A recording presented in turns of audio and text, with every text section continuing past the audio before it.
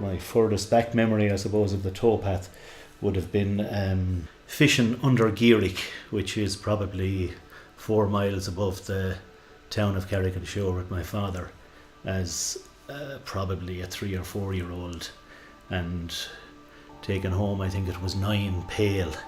They're grills, they call them now. They were fish, salmon that came back in from the sea after spending 1 year at sea.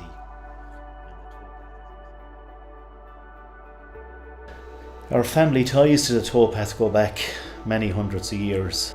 The stories that I would have heard would have come directly from my grandfather, who lived with us, Dan Callahan. Dan went blind when he was 56. He was a boatman all his life. He was one of the last to tow a boat between Carrick and Clonmel. We're aware that it was an artery of communication and commerce, the river and the Towpath. It is absolutely divine to see the hills, the fields, the river, the shadows, the reflections in the water, and the sun is shining, and you're cycling along and you're saying, oh my God, I hope not too many find out about it. Do you remember the swans coming up Bridge Street? All of their wings would be out, heaps of them. They used to march up Bridge Street, whatever it's part of their routine. It only happened once a year, I think, and they all marched up Bridge Street. I went on boating out with anyone that was available. I went everywhere on the boats and on the motorboat with Mullinses, and I used to go up and down the river, and God, I had a great time in the river. I lived in it. I absolutely lived in it. First experience of the Towpath when we were young, we swam up the bank of the river. We used to swim up the Friars Rock. At 4 years of age, we were across the river from the Towpath with our mothers in the hilly field, and they let us all down to the river to swim. So we spent an awful lot of our time on the bank of the river. In latter years, you could say I cycled down the Towpath once a week at least. I go up the back road to Kilsheelan from Carrick, and I come back down then on the Towpath. And it's a lovely place to cycle because it's quiet, it's flat, and you'll always meet some people out to have a chat. And it's very relaxing. It's like being in the mountains, like on a cloudy day, and then the clouds move back and you see a blue sky, and it just makes it all worthwhile.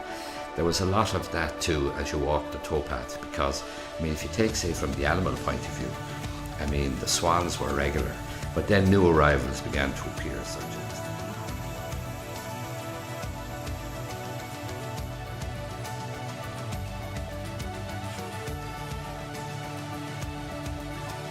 so there's all this, there's this colour, there's all this light, there's this movement, and when you're out there by the river, you're very much a part of that, and that's the attraction all the time. You could never be bored, I feel like, and the river is forever in conversation with you, like if you just listen.